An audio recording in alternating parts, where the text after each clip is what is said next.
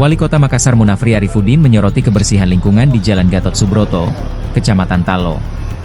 Munafri menemukan banyak sampah menumpuk di pinggir jalan, hingga motor sampah dibiarkan terbengkalai, tak terurus.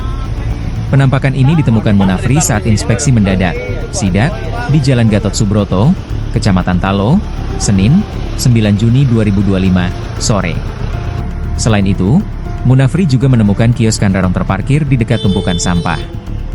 Kios tersebut nampak tidak terurus, usang dan terlihat tidak lagi digunakan. Munafri juga menekankan bahwa beberapa bangunan lapak tersebut berdiri di atas saluran air, got, yang membuat petugas kebersihan tidak bisa mengakses dan membersihkan got tersebut. Ia menegaskan pentingnya penertiban bangunan liar demi mendukung upaya peningkatan kebersihan dan kelancaran drainase kota.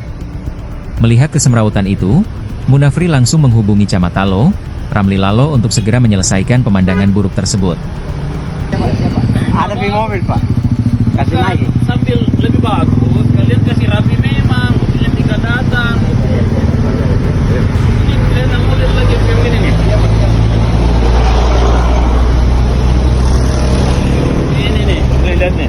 Penampuran itu harus sapu apa, supaya rapi, kelihatan. Diambil semuanya itu digabung jadi satu. Iya, Pak.